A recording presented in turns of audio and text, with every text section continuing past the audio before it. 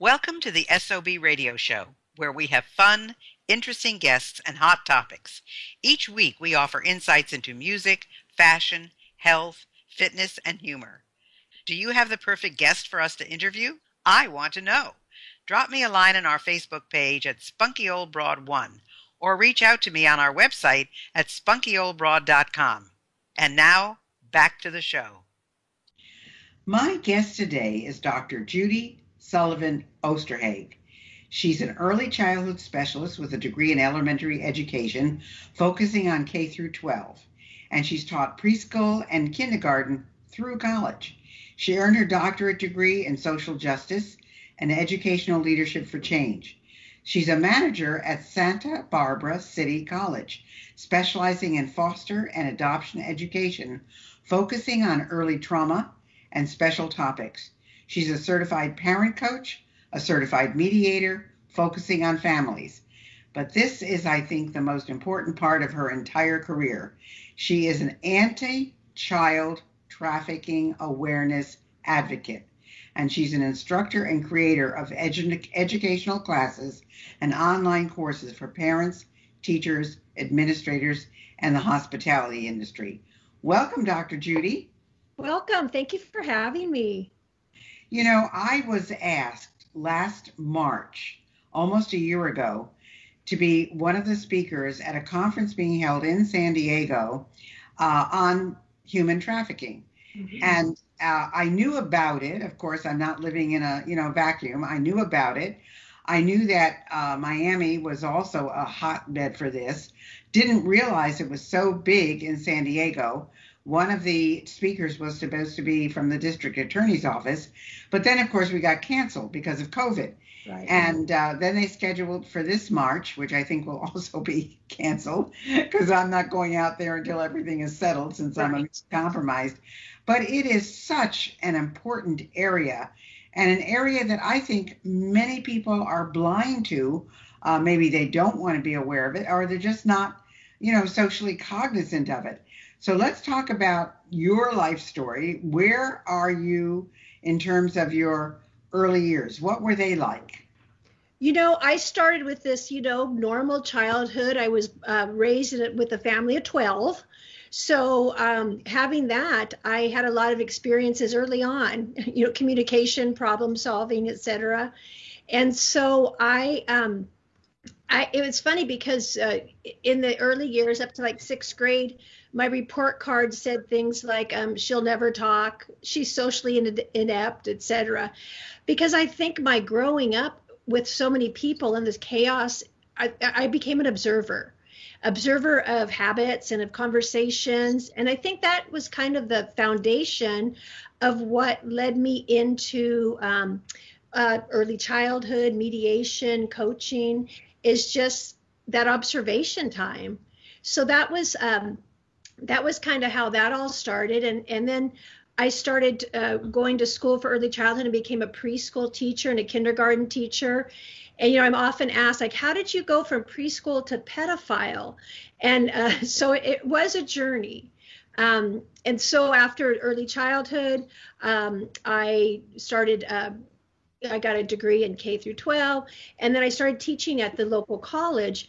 But what happened was I was doing early childhood. There was an opening for the foster care program. And so what that is that it's the educator for foster and adoptive parents, and now grandparents who are raising their grandkids. So all that education and experience actually is what led me to do my doctorate degree in social justice. So in California, where I'm from, what happened was originally when they'd find these survivors, they'd put them in juvenile hall. They didn't know what to do. And our survivors were treated as criminals versus victims. And as people got educated, they started putting our foster care survivors, our traffic survivors, into foster care to get more of a home environment, to get the services they need. And so that's where my intersect came in. I started having to train parents on how to have survivors in their home. And I also started to mentor some of the survivors. And gosh, once you meet these, for me, it was these young girls, and once you hear their stories, and once you, gosh, can get a glimpse of their life, you just can't be an advocate. You just can't be involved. So that's kind of how it entered into it. And then, of course, knowing these girls, I kind of jumped in with both feet from there. Well, I want to go back to where you started with your family of 12. You've got to be, you almost have to fight to be heard. I assume that there were your parents and 10 children. Is that the... Exactly. Yeah, and I mean, you don't really see that much of it anymore. People are having 2 children, 3 children, sometimes no children, but a family of 12, you either make it or you don't. I mean, I'm assuming that many of your siblings had all different kinds of personalities. So that's things that you have to deal with. And as you say, going from early education to working with kids in the trafficking situation, I can't even imagine going from being a victim to being placed into a criminal situation. That just is so bizarre to me. Right. And then, of course, when you put them in a foster home, you have to make sure that there's no problems in the foster home because there's so many horror stories about foster parents. Right. So let's go now to the next thing, which is your biggest life struggle, other than, not being able to be heard. What was your next struggle? I think coming from a big family too, I know, you don't have an awareness when you're a kid in regards to finances, but I did know I was hungry quite a bit as a child. And looking back, we were talking at our siblings talk, and gosh, we were always hungry, but you don't relate it to we didn't have money. You didn't have, because it just seemed like there was so much going on and so much activity. All the neighborhood kids wanted to be at our house.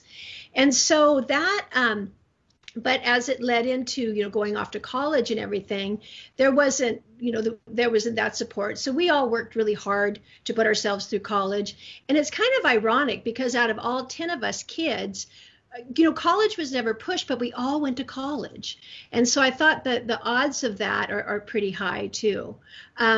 So having do that and then getting myself through school, getting a degree. And then one of my biggest struggles is I married a narcissist, which is now my ex-narcissist. But that was all really difficult too, because again, it was trying to navigate. So I think I did a lot of navigating and trying to figure things out in that regard. And so once, also we had a lot of early death in our family. My father passed away when I was in my early 20s, but I've lost 4 sisters. The recent one was just to the COVID a few months ago. And so we've had a lot of that kind of struggle as well. And so as far as my journey and I think my salvation, I loved my job. I loved working with foster parents. I loved empowering parents. I loved having answers for parents who were struggling, and it was really just fulfilling in that. And so I had 2 boys, and my first son Sam was born huge. He went home with 6-month clothes. He was always in the 125th percentile.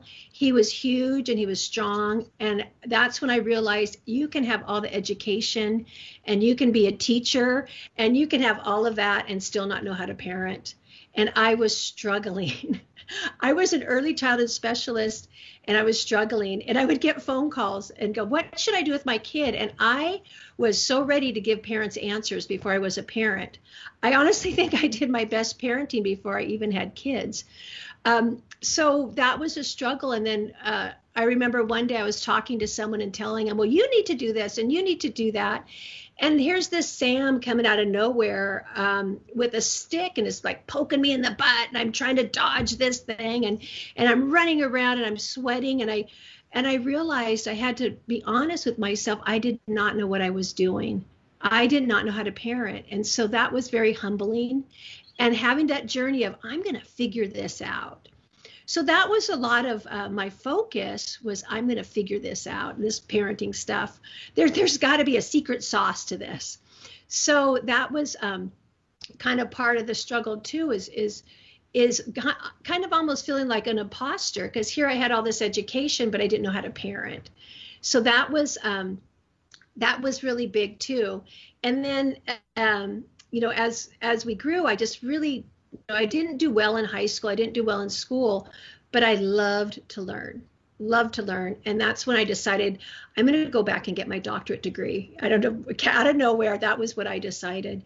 And ironically, the day I paid my money in my first day of my first semester, and I was trying to figure out how this is all going to work financially, is the day that I also found out that my husband was leasing an apartment across town. So everything blew up. I'm in this doctorate program. I'm all of a sudden a single mom, and all of that kind of blew up. And so kind of working my way back through that and trying to figure that all out, and still working full time. My son, Sam, my big guy, he started not looking well. He started looking kind of pale. He got really tired, which was really surprising because he played water polo. He was the captain of the water polo team. He was he was in the Junior Olympics. He was really he swam all the time. He was a lifeguard, and I just kept looking at his color, and he just kept getting worn down. And so, not to make too long of a story, but he got misdiagnosed for about 6 months. And when that happened, we didn't realize till it was very late that he had a heart condition. And so by the time we went in, his heart was very, very weak. And they, rushed us over to the UCLA Medical Center in California. And right then we realized that he had a terrible heart condition. So here I'm trying to be a single parent. I'm trying to work on my doctorate. And I started living in the hospital in and out for almost a year, for a very long time.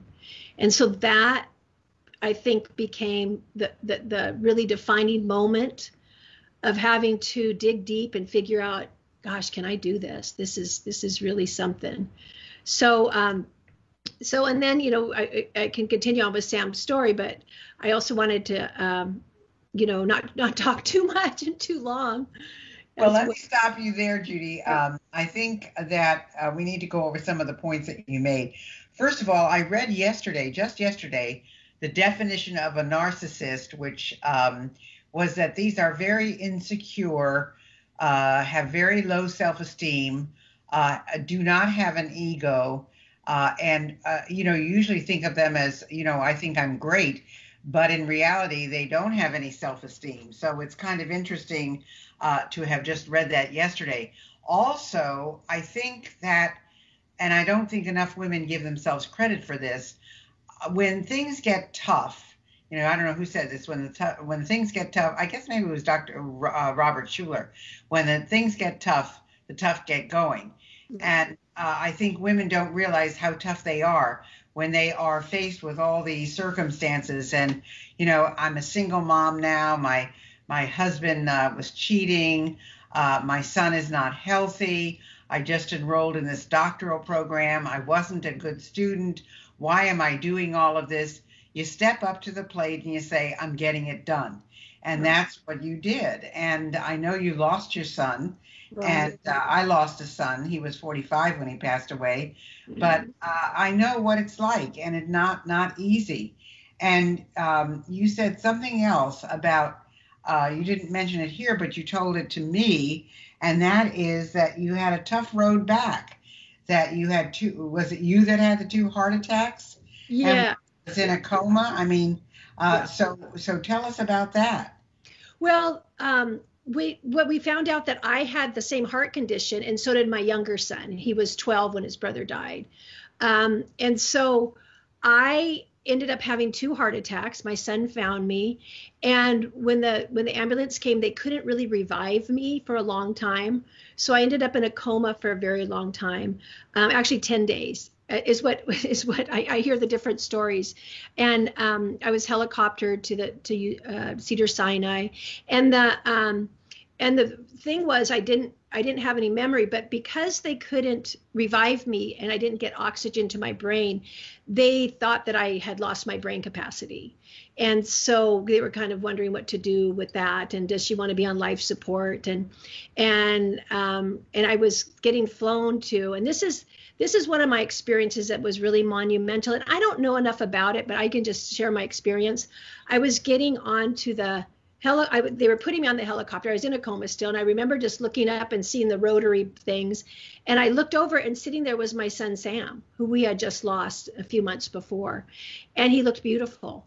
And I was looking, and I looked behind him, and I could see my mom and my sister. And, I was like, and to me, it was like, oh, there they are.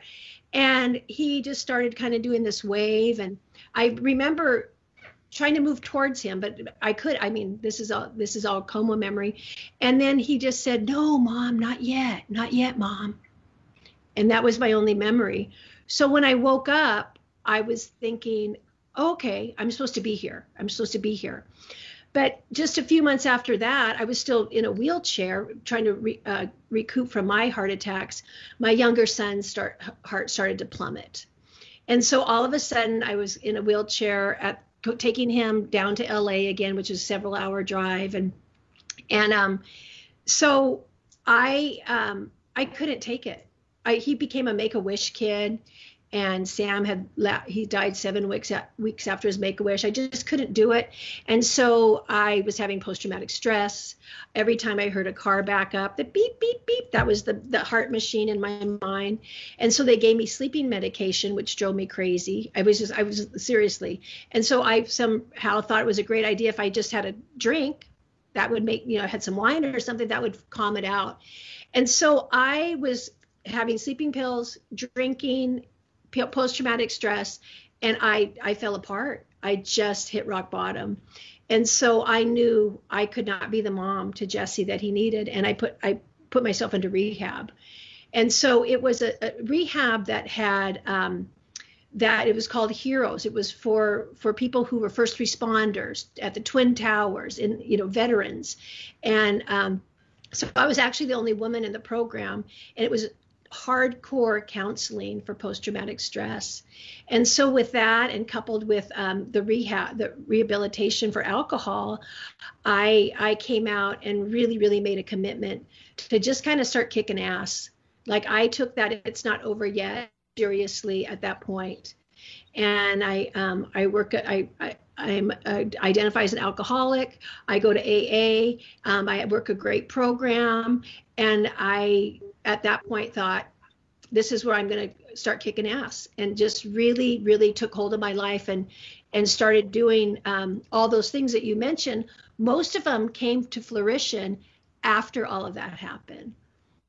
Well, it's interesting that you bring all of this out, because isn't it amazing? And I hope our listeners are getting this, that I'm going to use the word crap, all the crap that you went through, the alcoholism, the heart attacks, the loss of a child, the second child having the same condition, becoming a Make-A-Wish kid, and I know you said you were also competing for the same heart-on-heart transplant list. Exactly. All of this happening, and yet you accomplished your dream of receiving a doctorate, someone who was not a good student. And now you're dealing in an area that most people would be reluctant to get into, which is the sex trafficking. Right. And, you should be very proud of yourself, Dr. Judy. I think that you are a walking, talking image for women who say, "Oh, I can't do that. It's beyond me. I've been through so much. How can I turn my life around? This is what's my fate. This is who I'm supposed to be." And that is not true at all. You can change your life around. I don't care if you're 90, or I don't care if you're 70. Right. I don't care if you're 16. You can change your life, and you can turn it around. And of course, that's what also these victims of trafficking need to be aware of as well, that you can turn your life around. So, you rebuilt your life, and how long has it been now that you're sober? I'm going on 5 years. Okay, so it's recent. Yes. And when is it that you finished your doctorate? I finished my doctorate about 2 years in. So I had started a little bit of it. So I jumped back into kind of where I left off. They were very gracious about letting me pick up and keep those classes. So it took me about 2 years. Gosh, it was probably about a year to finish my dissertation. And then before I finished that, I became a certified parenting coach. I started a coaching business, and then that kind of sustained and helped a little bit with the payments of the school, and so I did that, and then I started coaching a lot of women who were kind of getting out of divorce with a narcissist, and that became a kind of a client. And so I became a mediator, a legal mediator with focus on families. And so all of that was kind of within that time frame. It's not even been 5 years yet. So that's all happened within that time. Wow. Well, we've got about 4 minutes left in this segment, and I just want to applaud you for everything that you have done, because you could have sat there and felt sorry for yourself. You could have said, I'm not going to do any of these things. You could have, just sat there on the couch waiting for somebody to come and rescue you. And you didn't do any of that. So that's wonderful. And I think that's important for people to realize, that it's an important part of everything that you're about. So, what I'm trying to do is give hope to the women out there who have been through, I guess you might say, hell and back. Yeah. And, know that there is a light at the other end of the tunnel.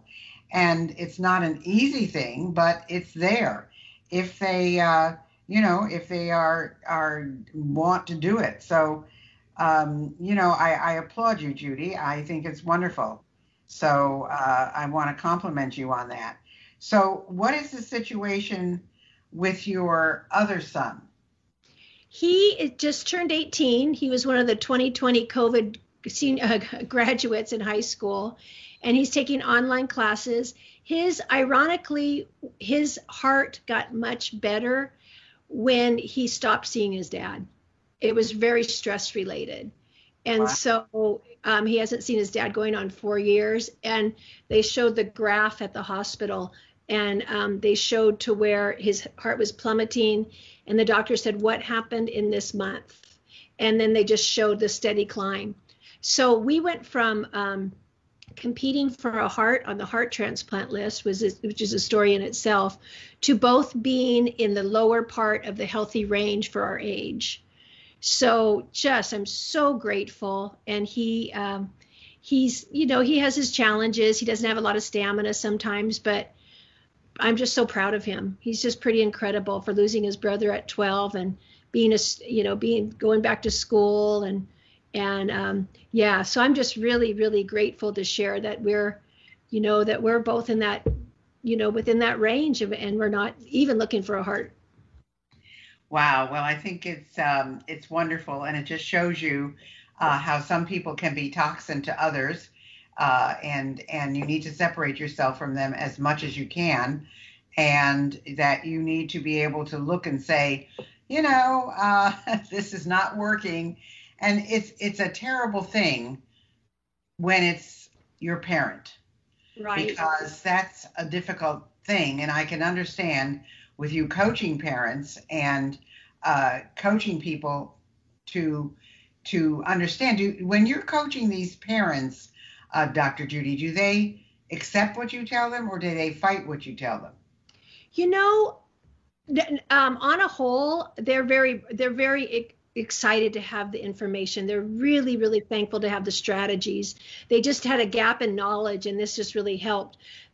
This is really ironic too, is when I coach couples, and the ones that are most resistant sometimes are the dads. They just like, yeah, this is a fad, or I don't know, or you're supposed to be able to hit kids. Just a lot of stuff that I don't, so And that could just be my experience and just be a coincidence, but that's just been my experience. The ones that are that are more resistant, tend to be the dads.